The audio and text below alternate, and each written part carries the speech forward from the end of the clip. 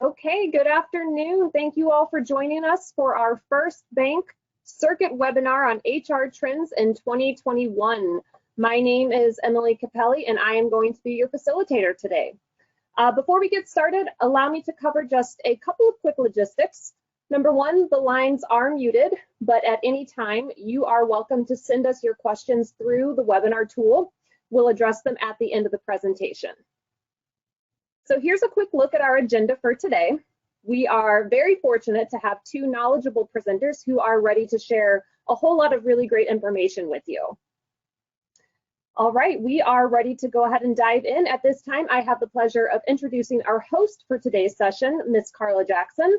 Carla is a Senior Portfolio Manager for First Bank's Wealth Management Group. Thank you, Emily, for that introduction. I would like to welcome everyone to the First Bank Circuit webinar. First Bank Circuit is a financial empowerment program designed especially for women business owners, entrepreneurs, and executives. Our goal is to develop a network that helps women business leaders build relationships with those facing similar challenges and opportunities.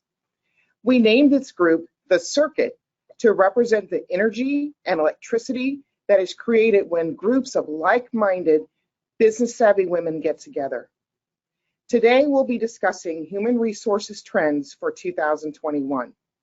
2020 was an unprecedented year, and for businesses, the pandemic has made us pause and rethink human resources, reinvent the employee work experience, and chart a different path away from the status quo.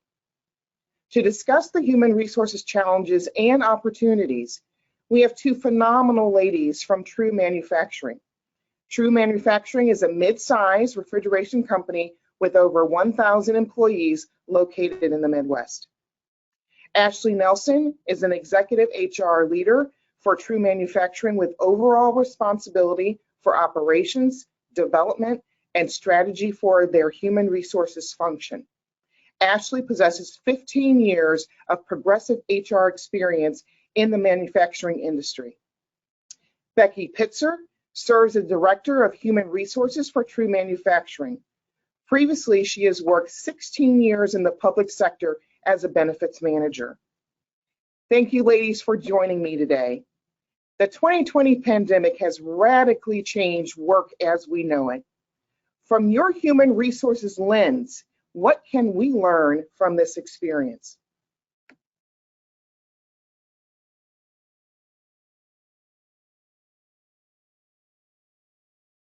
Well, good afternoon, everyone. And thank you, Carla, Emily, Mike, Trish, and the entire First Bank team.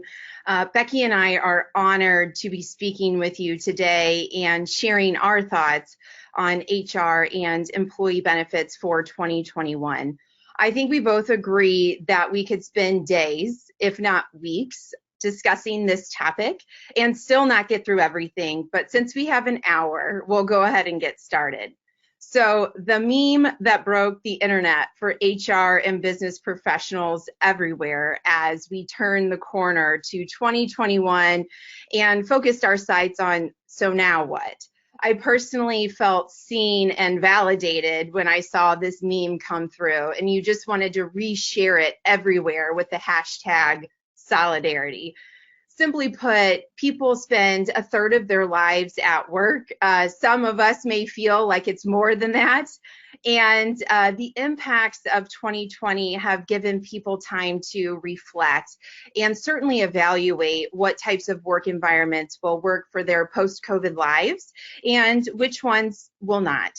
So in March of 2020, the employee landscape, the workplace was completely, flipped upside down and landed in a completely different configuration.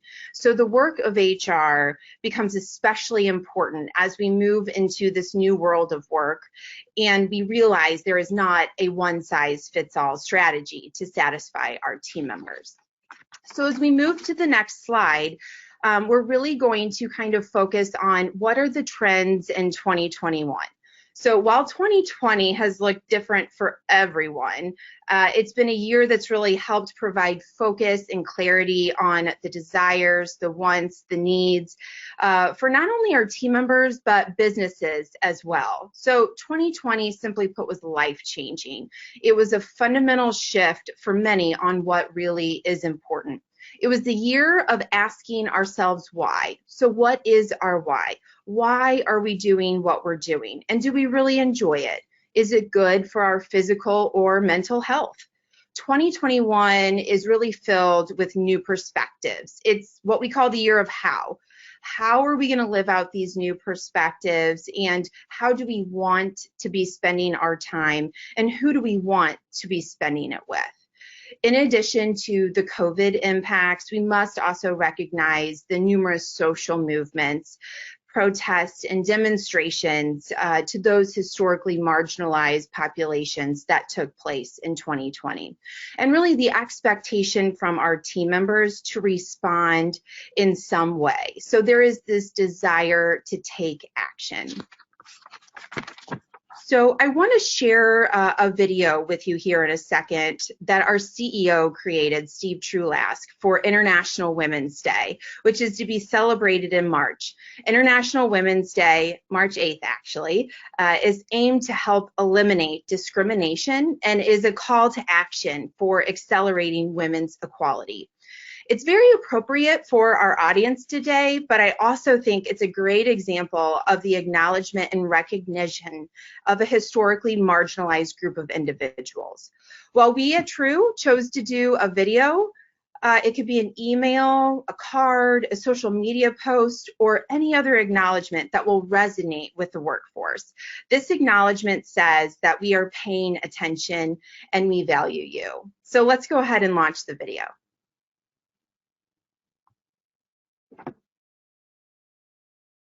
Hi, this is Steve Trulask, and it is International Women's Day here at True Manufacturing. It is with gratitude we thank you for your contributions to our company. Since True was started in 1945 with my father and grandfather, women, beginning with my mother, have been critical to the startup and continuance of True's success in the commercial refrigeration world. My father was a clear leader to recruit and hire women into True in the early days of our company and recognized a long time ago the great skill set they bring to businesses. Today, that tradition and approach continues. I hope all of you have a great day. So as we move on to our next slide, we really would like to not only acknowledge and celebrate the impact of women in our society and in business, and the charge taken to break through the classic glass ceiling, but there is really another force that women have had to contend with. And we're calling this the glass bubble concept. This is the glass bubble keeping them in the home, in charge of childcare, being a virtual school teacher. I myself was one this year, and I have mad respect for all of the teachers of the world. I can't say that it was my most favorite task, but hey, we got it done. Women also were procure of paper products and toilet paper and cleaning supplies that all of a sudden in 2020 became obsolete and were nowhere to be found.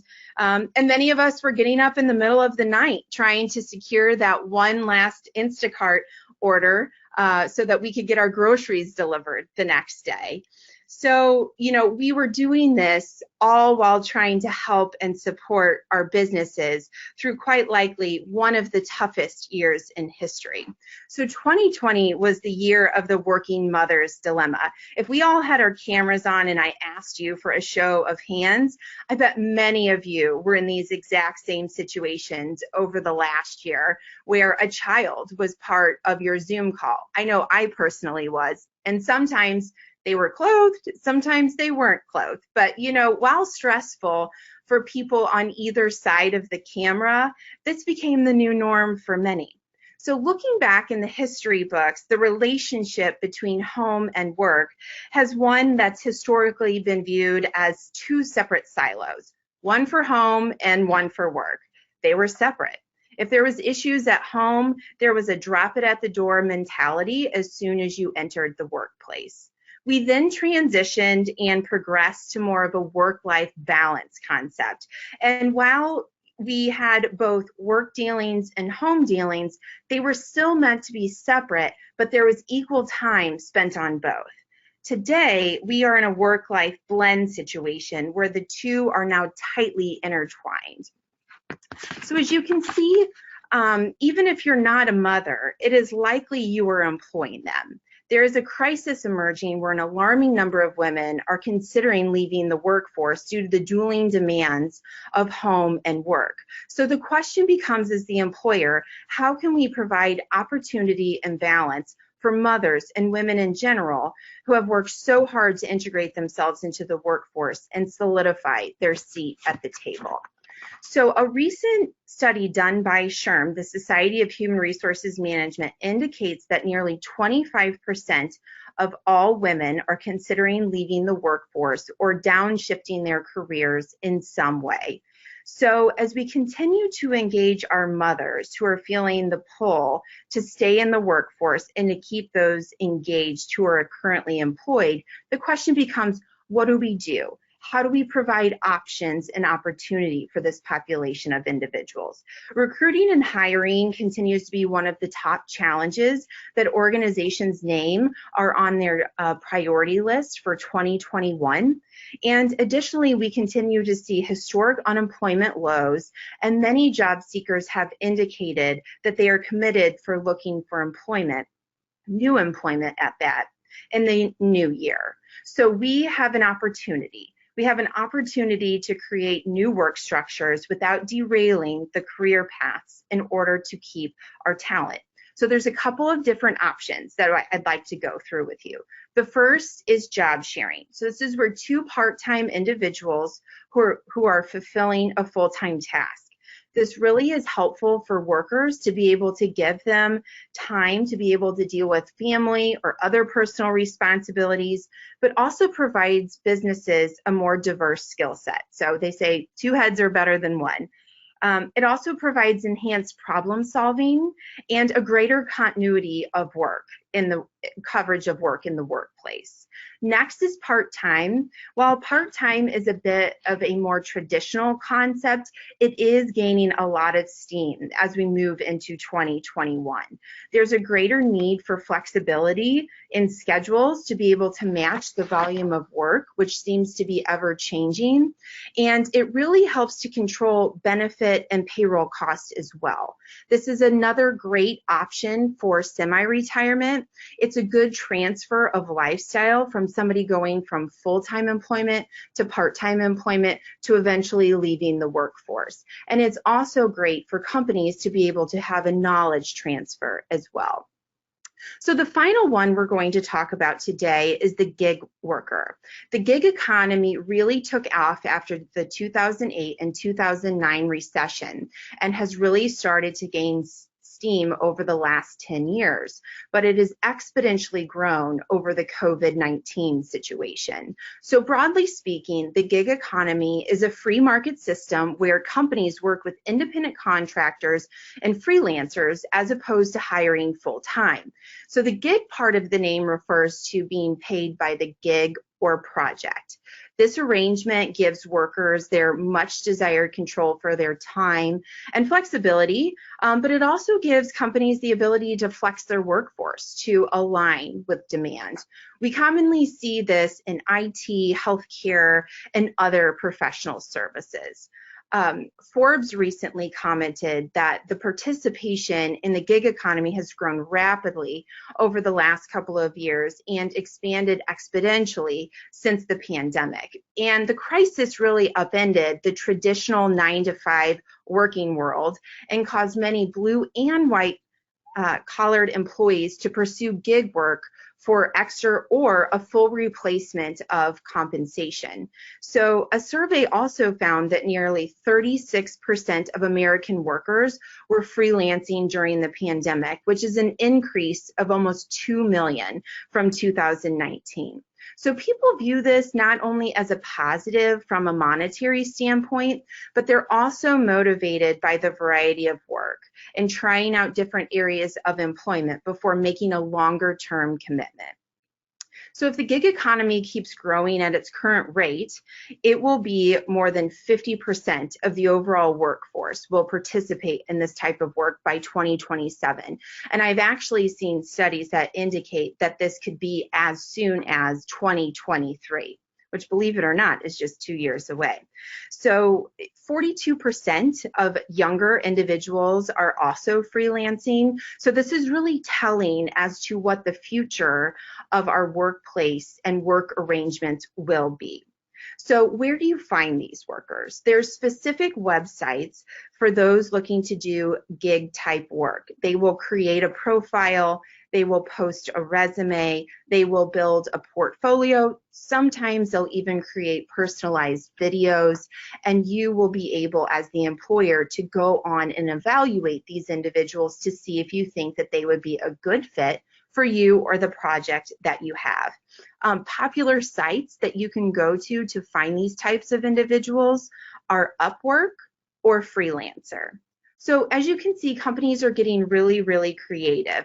They're challenging the status quo with these and other ways to keep people in the workforce, or even to get people to boomerang and return back to the workforce. Amazon has launched a concept called a returnship, and this offers professional opportunities for individuals to restart their career after they have taken a break for whatever reason. So it could be they were dealing with childcare, elder care, or even self-care. And so it's a 16-week paid virtual returnship that provides a structured environment through which returners receive work assignments that help them reintegrate into the workforce. And at the end of the 16-week period, the returner's work is evaluated, and then they may be offered the opportunity for full-time work. So as the slide right here says, flexibility. Not every situation is covered by the training manual, and I think we all saw that in 2020. If we had a training manual for 2020, I know for me, it would have personally made life easier, and I'm sure it would have made life easier for a lot of people. However, that was not our reality. But a lot of creativity and ingenuity came out of 2020. It's one of the silver linings of the situation. So as we commonly say, different strokes for different folks. There is, an opportunity and an option to help all sorts of different individuals with their specific needs.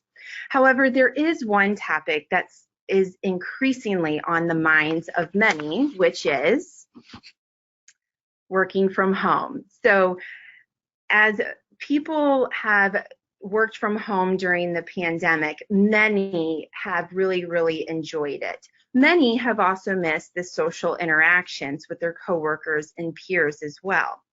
However, when we look at what employees expect moving forward, as you can see on the screen, it said if employees were asked to return to the office, 29% indicated that they would leave their job. So what does working from home mean? Well, for some, this means to continue to work remotely. And for others, it's the ability to work from home when the situations occur or where a need arises. And for some, it's really something in between. So the reality is we're facing a potentially major retention issue in an already tight labor market. The good news is, though, is that 80% of CEOs expect to retain some sort of work from home program post-COVID. Many employers are moving away from designated corporate spaces. They know whenever the employees return, if they do return, it's not going to be at the same volume that it was before. So they're moving away from big corporate spaces that have costs associated with them. Others are focused on redecorating current office spaces to make them attractive to where team members are excited to come back and they want to come back into the office. Some employers are achieving this with new furniture, new art, new paint. They're setting up snack centers. Some are maybe pulling out the beverage cart. So people are really getting creative to create that environment where people have been missing that social interaction and they want and are ready to get back into the office. We will need to acknowledge, though, however, whenever people come back into the office, in whatever form or fashion that is, there will still be some concern. So it's important to make sure that we are continuing to pulse the feedback of the workforce and keep those safety protocols in place. So whether that's health screenings, temperature screenings, mask mandates, social distancing requirements, team members will expect those same type of protocols in place when they return back. So it's really important to communicate with the workforce, engage where their comfort level is at. Many companies are sending out surveys, inviting team members in for virtual roundtables, having conversations with their management teams to figure out what will work and what will not work. At True, we're taking many of these approaches. We are in manufacturing, so it is a delicate balance. However, we have heard from our team members and our managers of their desire for a continued work from home program. So that is what we are working towards. So next, let's do a quick poll of the group and see what you would personally choose. We're going to turn it over to Emily. Okay, so go ahead and grab your mouse. We're going to launch the poll right now. We'll give you about 30 seconds to click your answer. The question is, what would you choose? Full-time remote, full-time office, hybrid mostly remote, or hybrid mostly office?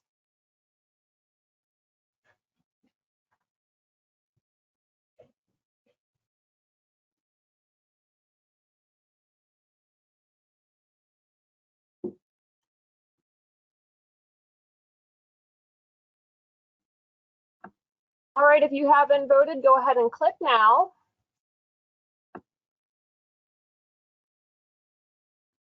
Give you about 10 more seconds.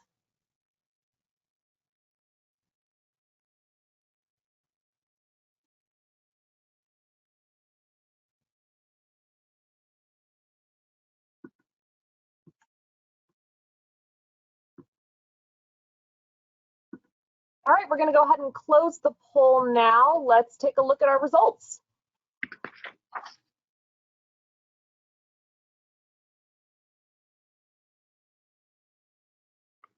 Great. So it looks like the majority of the individuals who are on with us today have indicated about 68% that they would like some sort of remote in their plan, with another 33% with a hybrid option with some in the office.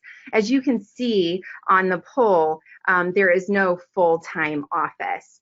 And this is very similar, as you can see on our next slide, to a LinkedIn survey that was completed. There was over 36,000 responses, and the response was overwhelming that hybrid, mostly remote, was 49%, followed by full-time remote at 29%, hybrid, mostly office at 18%, and then just 4% at full-time office. So two very similar responses to our population here joining us today, as well as our LinkedIn poll. So obviously what your plan is depends on many factors such as industry, culture, etc. But it's pretty telling as to what the expectations are of the workforce. So now is a really critical time to engage in those conversations with our team members and senior management to start developing that post-COVID plan. Thank you very much for allowing me to share some insight with you all today. We are now going to transition it over to Becky, who is going to focus on the health and wellness piece of the presentation. Okay, thanks, Ashley, and good afternoon to everyone. If you're like me, or can we go to the next slide, please? Thank you. If you're like me, this word cloud can appear overwhelming. In reviewing, many items popped out to me as being items that have impacted me personally over the past year. I think we can all agree that as organizational leaders, those items that didn't impact us personally certainly impacted friends, family, or coworkers. In our roles, in particular in HR, we are often consulted to have the answers to everything and know how to help our employees in both their private and work life. However, the enormity of the volume of people needing help all at once during COVID has been overwhelming. We women in particular consider ourselves the master of multitaskers, but the reality is chaotic and hard to compartmentalize. We, as well as our employees, need additional resources and support to address all of the roles and challenges that this word cloud on the slide represent. At True, now more than ever, we have found an increase in the need for education, as well as support in areas of mental and financial health. Next slide, please. So the importance of mental health resources and support is not new, but it has taken on a larger role in the lives of our employees. For the first time, many people are dealing with conflicting roles, and the isolation COVID has created for not just adults, but also children. We must find a new way of addressing the human toll being taken during COVID. People must learn to recharge rather than just enduring. This is a new concept for most of us. Many of us have been trained and taught the more hours you put in, the more effort you put in, the better results you're going to get. Unfortunately, in particular over the last year, this has led to many people experiencing burnout and symptoms of depression. An article I recently read shared a survey indicating 28% of Americans are experiencing symptoms of depression, which is more than 3 times that pre-COVID.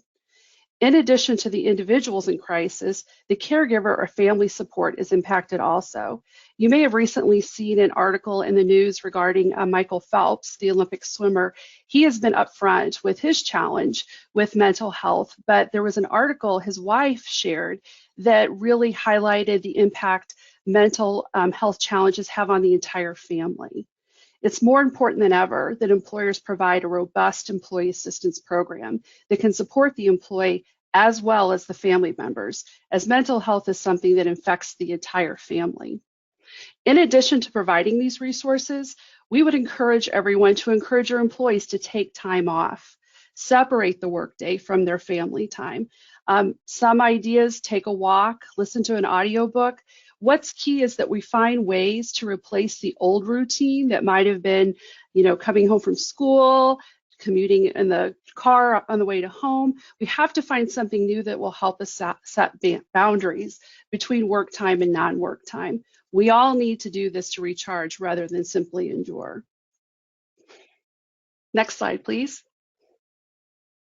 So shifting gears here to financial wellness. This has been an extremely important topic in the last year. The slide here says, you're telling me there's a chance. Yes, we are telling you there is a chance you can improve your financial health in areas specifically like retirement. Many individuals experienced setbacks this last year from retirement planning, whether it was due to a company suspending 401k employer match, perhaps people were furloughed or even laid off. Many will be looking to see how they can make up for lost time or truly understand what the impacts were to their finances this last year as it pertains to their overall financial plan.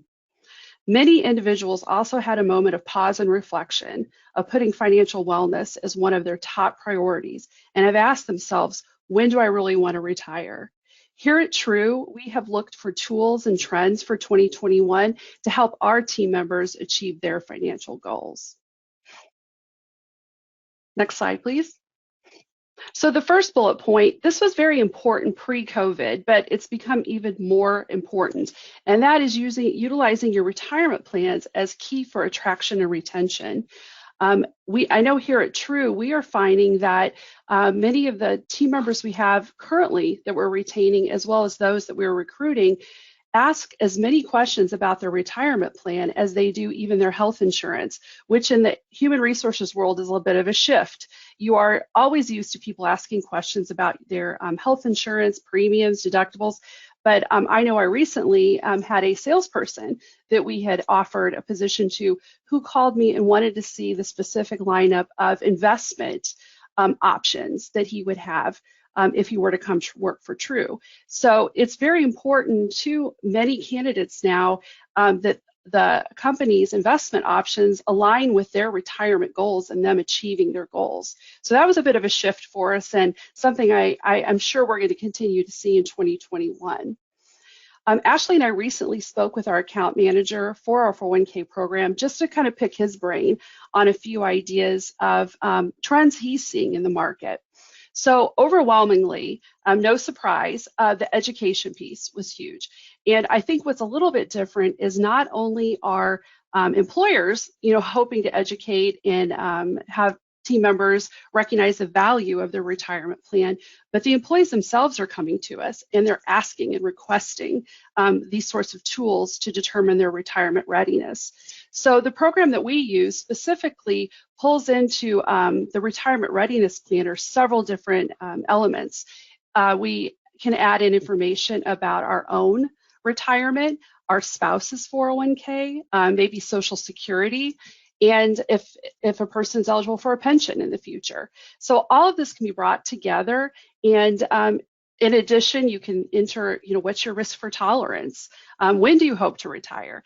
And with the planner that we use, it puts you in a green, yellow, or red zone, which really helps you determine, am I going to retire when I'd hope to, or what tweaks do I need to make to the plan? Some additional trends that were shared with us are the importance of the target date funds. So this is nothing new, they've been around, but for those of you that aren't familiar with the target date funds, these are funds that your 401k provider will, or your investment provider will develop a fund that diversifies investments to target the date in which you hope to retire. It makes adjustments for risk and helps you reach your goal. So for example, if you're planning on retiring in 2050, you would select Target Date Fund 2050. And it's very easy and simple. This appeals quite a bit to those employees who really don't have a lot of experience with choosing investments, or they just choose to not make those choices. This is an easy way for team members to make that choice and engage in their retirement planning. Some other trends that our consultant shared was due to the Secure Act recently giving cover and guidance. They're offering more income products or annuities within a 401k plan. And what this is you can take a portion of your funds and invest them in a annuity. And this creates somewhat of like a pension situation within a 401k plan, where you're buying some small part of guaranteed funds in the future. Doesn't appeal to everyone, but it's certainly something that we're looking at True, just so we can be sure to be offering that variety to our entire team. Knowing we were going to talk to the group today, we asked our advisor, are all these options only for those who have thousands of employees like True does, or can it be utilized by employers who have much smaller numbers? And the overwhelming answer was yes, this is open to everyone. The market focuses on customization and out-of-the-box options. So even if you're a small employer, we've been assured you can go online and set up a 401k plan very quickly with not a lot of effort. So another thing to keep in mind too for smaller employers, recent legislation has made pool employer plans more feasible. In the past, legislation has required quite a few more commonalities between employers to be able to pool their resources, but that has changed in recent time, and it's something you may want to look at. It does restrict some of your flexibility in choosing things like investments. However, you're able to reduce some of your administrative overhead, such as filing 5,500 reports. And we're all for, right, reducing overhead costs. Next slide, please. Okay, communication is also very important for, sorry, I'm losing my headpiece here. Communication is also very important, and it isn't new. It isn't a new trend. Communication is just more important than ever. In particular, we have so many people, especially here at True, who are working from home right now. And we still want to recognize people. We still want to reward people and celebrate achievements. So we just wanted to share a few of the ideas we had here at True that we've been successful with. I'll show you a picture in just a moment where we utilize yard signs for our employees, where they woke up in the morning and had a thank you sign in their yard recognizing them. We've sent letters to homes. Our owner has signed off on the letter welcoming people to True and thanking them for coming to work and wishing them luck in their future. We've also had remote baby and wedding showers. This is a lot of fun. You know, babies are still being born, weddings are still happening during COVID, and we've all learned to order things online, right? So it's just a perfect situation. We've had Zoom holiday get-togethers, and I'll show you a snapshot of the one we had here in the HR department. And we also have had some departments doing a happy hour where they have a trivia night, which is a lot of fun because a lot of folks at night are stuck at home, and it's nice to do something different and get together in a different scenario with your team members. Next slide, please. So this is the sign. This is a social media post that went out for our team members who had a sign in their yard. It was the customer service department, and you could see a lot of people had fun with it. They have their dogs in their pictures, their kids in the pictures, they're jumping. So it was very successful. So it was a great idea, and like I said, we then posted this on social media. Next slide. So this slide is our happy hour, or excuse me, our holiday party we had with our HR team, which we have about 32 people in our HR department. So this was definitely the most people we've had show up at an employee event. You can see the people there in front of you, and along the side, there's even more. So what was fun about this is, we all were supposed to wear holiday sweaters and had our Christmas backgrounds, but we also had people bring their kids into the picture, and some people we hadn't met before. Dogs, got to meet a lot of dogs on the webcams. And then we had some Christmas trivia, which was really a lot of fun. The kids really got into the Christmas trivia. So, a good time. Some other things to do, maybe step challenges. Part of recharging everybody is to go outside during lunch if we're at home and it's a nice day out, to take some steps, go for a walk, and put a little bit of competition into it because we are a competitive group here in the HR department. Next slide, please. So change is the new norm, right? Ashley referred to this several times. And here at True, we've had people here for 20, 30, 40 years, which is wonderful, but change can be very difficult and very challenging. So, last year, 2020, whether anybody liked it or not, was a year of change. So we feel like that momentum is going to continue into 2021, not just from the employer side, but from our team members coming to us and saying, I'm reevaluating a lot of things in life and my whys. Why am I doing a job that caused me so much stress? Why am I spending so much time away from my family? Can I take a pay cut if it means spending more time with my kids? So, we're starting to have these conversations, whereas before, I think many of our employees maybe would have been hesitant to bring it up. But, the last year has taught us there's lots of room for options. It's just important to create a space for an open, honest conversation. So, we here acknowledge we don't have all the answers, but we have to involve everyone, even outside of HR, to try to make it successful for our entire team. Next slide, please. Another important trend, not just a trend, but a definite program that we have invested much time in is the desire to take action in the diversity, equity, and inclusion area. And like the slide says, it's not just a habit, it's a habit, not just a moment. So that's very important to remember, because we started working on a few trainings, unconscious bias being one of those last year, and then COVID hit. So rather than just shelving it and saying we don't have time, we need to wait, we pushed forward with the program because we felt it was very important and necessary. It took on a different dynamic, and we actually brought in an outside company, People Solutions Center, to administer this for us. They did a fantastic job. It was very new for our team. Not only was this a brand new sort of training, but we all had to go into Zoom meetings and use all this new technology to go into breakout sessions and this sort of thing. It was highly successful, and we're actually moving on to the next phase, which is getting back with our pilot group and just asking them, rather than HR telling everyone, asking them what's next steps, what direction would they like to go next with the program. So very important, once again, that open, honest conversation, make a safe space for your team members to have these questions, share these thoughts, invite employment involvement groups. We recently had one with the veterans group, which is very near and dear to our hearts at True, honoring our veterans. So we're going to be continuing to go down this path with our team. Next slide, please. So in conclusion, 2020, we all know, has been a year of no and can't, right? Felt like we had to say no, no, no, at least 10 times a day. We're looking forward here at True for 2021 to be a year to look for opportunities of can and will. Our employees are our greatest asset, our competitive advantage, and they have become a part of the work family even more in this past year. So with that, Ashley and I would just say, offer up to all of you, what can you do differently in the new year to make life better for your employees? Thank you. Well, thank you, ladies. We appreciate the information and keen insight that you have. At this time, we'd like to open up the program for questions. So Emily, if you would instruct viewers how they can ask questions.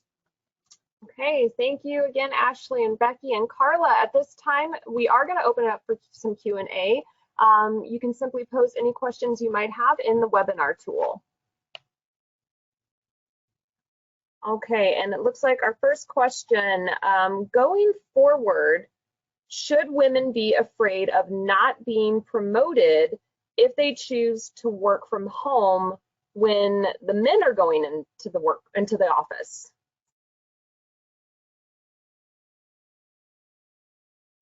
So I'll just go ahead and jump in here. I would hope they wouldn't be, right? I mean, that I know here at True that shouldn't at all come into play. I can tell you here at True, we truly have had just as many men working from home and very involved in their children's lives. I've had a few of the managers come to the office saying, I just had to get away for the day, because they are so involved with their kids in school and this sorts of thing. But, I think it's probably an important issue that we keep an eye on and we're cognizant of, because that's certainly where you choose to do your work and what desk you sit at, what chair you sit at, whether it's at home or in an office, shouldn't impact what's important, which is the final result and the performance of the team member contribution. Okay, thank you. So next question, how does HR handle supervisors that tell their employees to log off and take time for themselves, but clearly want them to be available to answer emails at all hours?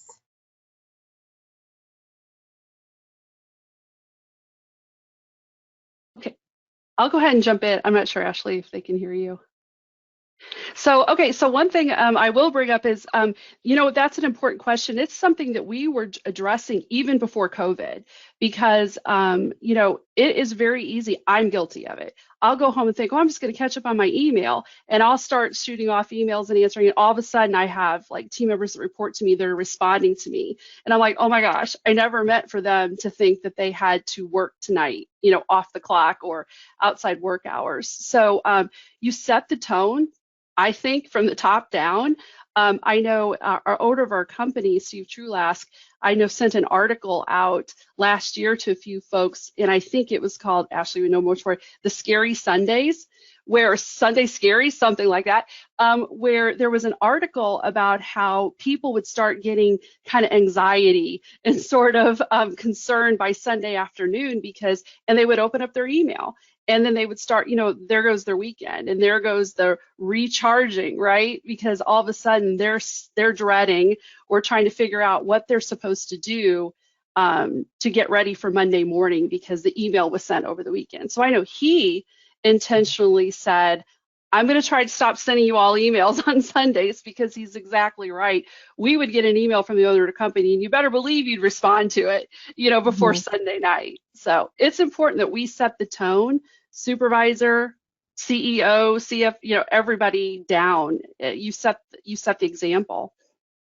I 100% agree with you, Becky, and I apologize. I was having a technology issue with my mute earlier, but to me, these two questions are kind of intertwined. As far as women and working from home, this is regularly a conversation that we are having at the senior management level, just to recognize that you know, we want to make sure that the individuals who are choosing to work from home do it knowing that we are completely okay with it, and that they shouldn't feel guilty for taking us up on the option to do that. So as a female, as a woman, as a mother of young children, as a manager of a department full of individuals, I make it a point myself to make sure that I'm working from home on a somewhat regular basis to help kind of take away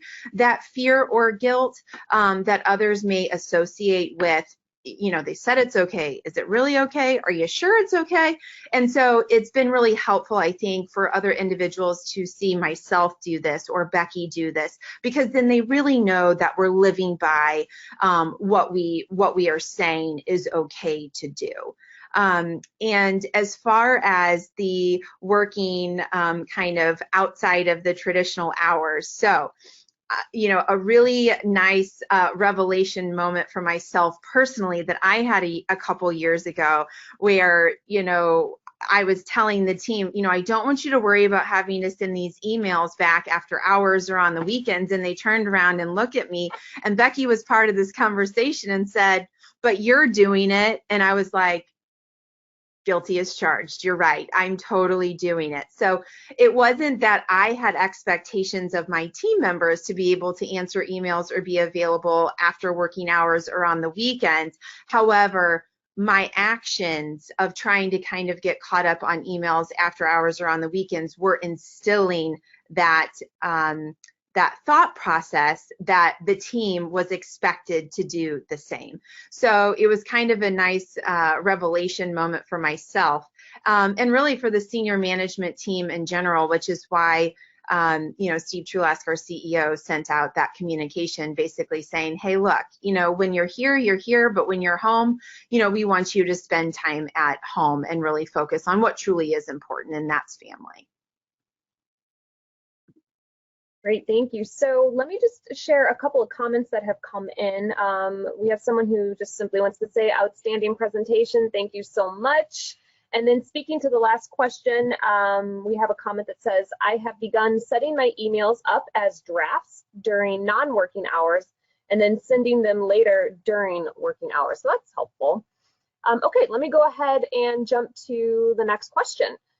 How has True Manufacturing helped keep employees productive during this pandemic? So, you know, we are a manufacturing environment, so we're dealing with a variety of different individuals. So we have individuals who are physically here, you know, at work, who are out on the factory floor every single day. We have individuals who are in the office, some working from home.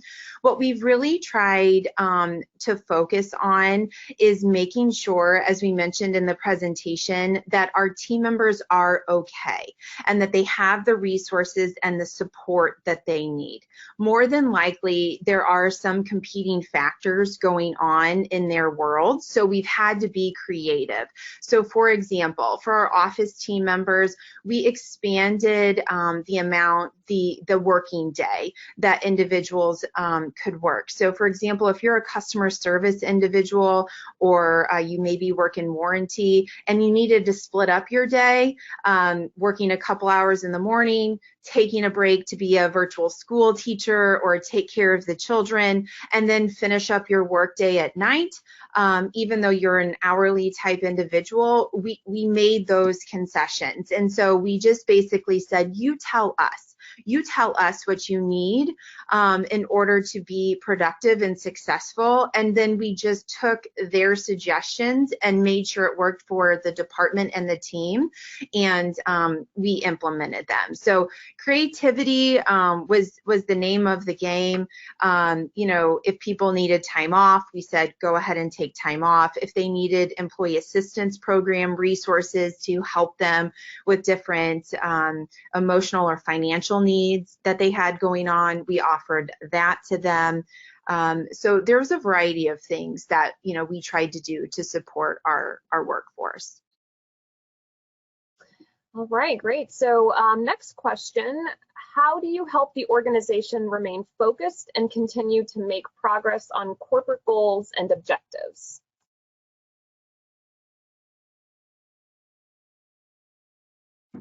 So I think communication is the name of the game. So we have really increased our communication, especially coming from our CEO and senior leadership, and just re-solidifying the progress that we're making.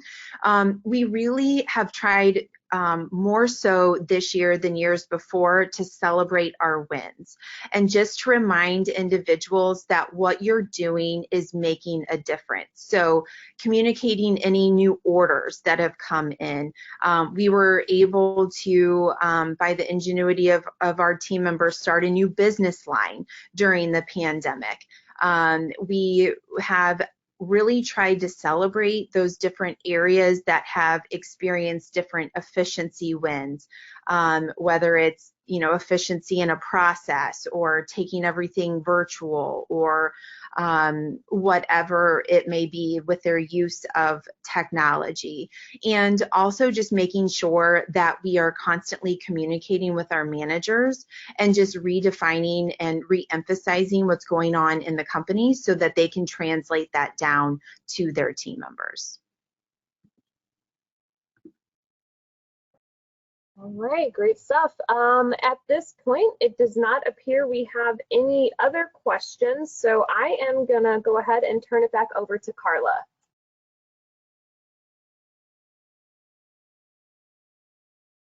Well, I want to thank Ashley and Becky, both, of course, from True Manufacturing, for joining us today. Thank you, ladies, for the great information and insights. I hope everyone in the audience found the information valuable. As you exit the program, you will see a short survey. Please take a moment and complete the survey so we can continue bringing you topics that will serve your needs. We will be hosting First Bank Circuit webinars on a quarterly basis. Please join us on April 29th for a webinar entitled Work-Life Balance, Ways to Reclaim Control. So today's First Bank Circuit webinar on Human Resources Trends for 2021 will be made available in the next 24 hours on First Bank's website, www.first.bank, in the Financial Education Center section, along with other great business resources. So go online, plug in, get recharged, tell your friends and colleagues. We appreciate everyone joining us. Have a wonderful day.